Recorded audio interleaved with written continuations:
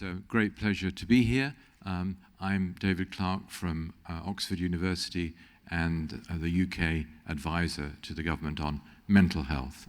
And I'm here to argue that all of our governments should be thinking about investing in increasing public access to effective psychological therapies for mental health problems because they transform the lives of our people and they help us grow our economy. Before moving on to that point, I'd like to point out how serious a problem mental illness is to all of our societies. So when you're thinking about illnesses, the World Health Organization says we need to take two things into account: how common the illness is, how many people have it, and how disabling it is. And they put those together to measure what they call morbidity. And if you look on the graph on the left-hand side here, you can see the morbidity associated with all major illnesses. And you can see it's very obvious. Mental illness has the biggest impact of all of the illnesses that we have, much more than cardiovascular disease and cancer. Also, it's the illness that most affects the working age population. For many of us, cancer or cardiovascular disease gets us in retirement, but mental illness gets us while we're still working. For that reason, untreated anxiety and depression, the most common mental illnesses, have an enormously adverse effect on our economies. The World Health Organization estimates that each of our economies would be 4 percentage points bigger if we effectively treated anxiety and depression. That's because people with anxiety and depression, if they're at work, their mind is often somewhere else. It's on their worries and their concerns, and so they're less productive. But many of them also can't work. They're absent from work. Losing 4% of the size of your economy is an enormous amount of money.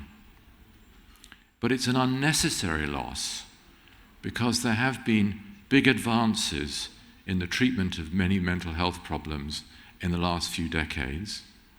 The biggest advances have been in developing effective short-term psychological therapies.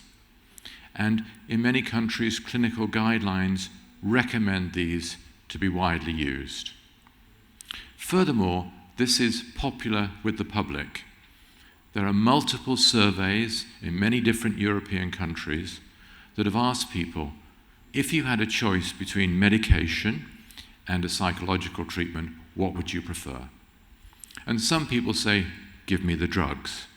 But in a ratio of 3 to 1, they say, I'd prefer the psychological treatment. But in none of our countries does the public get what it wants. In all of our countries, medication is much more widely available. So that problem is what prompted us in England to create what we call the Talking Therapies program, or the IAPT, Improving Access to Psychological Therapies program, back in 2008.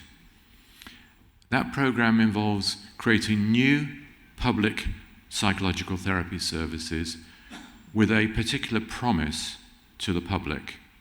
The promise was that if you come to these services, you will get the right evidence-based psychological treatment for your particular mental health problem.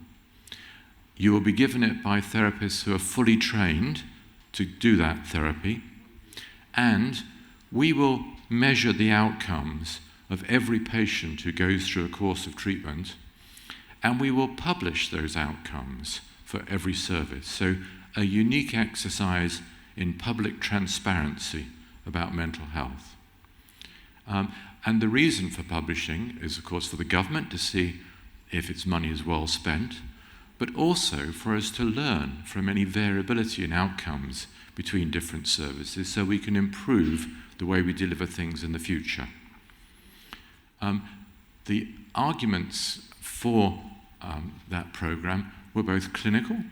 There's lots of research trials showing these therapies work, and also that we had shown you can train routine clinicians to deliver the therapies well, but also economic.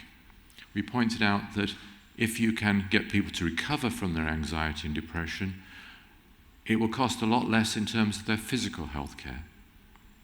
And also, of course, they participate more in the labour market, so that will generate more tax revenues for the government and reduce state benefits.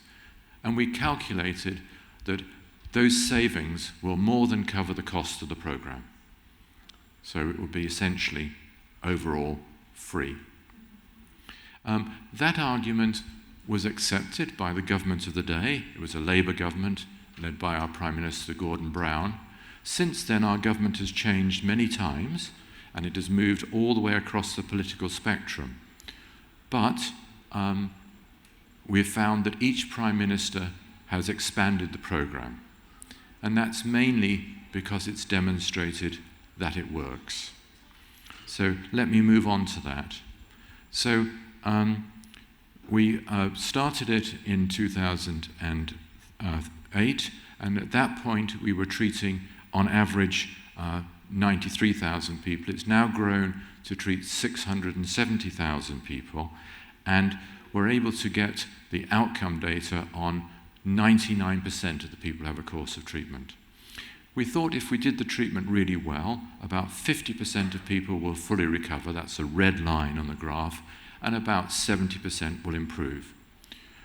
And we've been at that level since 2016. But you'll see from the graph, we didn't start that way. We were performing a lot lower than that. And if we hadn't been collecting outcome data on everyone, we would be blissfully ignorant of that, and we would still be operating at that much lower recovery rate. But it would mean about 100,000 people in England every year that we could have got better wouldn't recover. But because we had the data, we could learn. We could find out that some services are doing much better than others, work out what they were doing, and feed that learning back into the system. And that's why we've ended up doing so well in terms of outcomes. And the model has now been adopted in some other countries.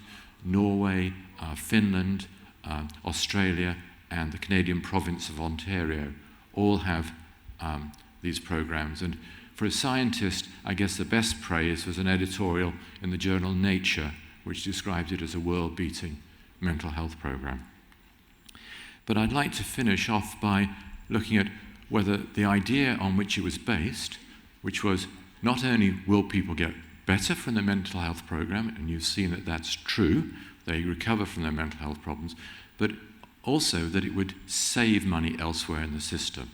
Has that been true in practice? Well, you can look at that by linking this very complete talking therapies data set to other data sets. And in general, it has turned out to be true. So we found, for example, that those people who are treated in the talking therapy service have many less physical appointments, inpatient and outpatient ones, in the next few years. A remarkable study recently has found that those people who are successfully treated for depression in the services have less heart attacks and strokes over the next 3 years.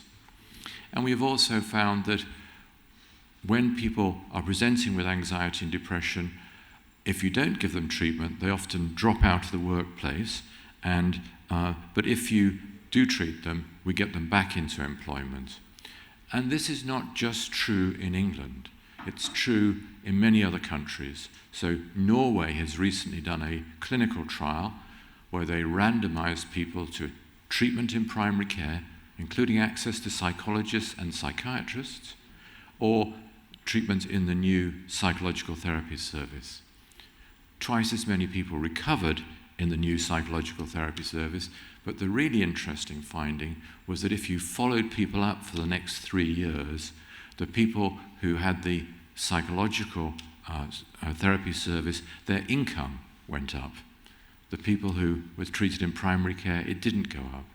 So this is a stunning example where we help grow the economy with psychological therapies. And lastly, just in November, this is our finance minister, Jeremy Hunt. He used that data to give us an extra 700 million euros to further expand the program, because our Treasury was absolutely convinced that this not only transforms the lives of our population, but helps us grow our economy. Thank you very much.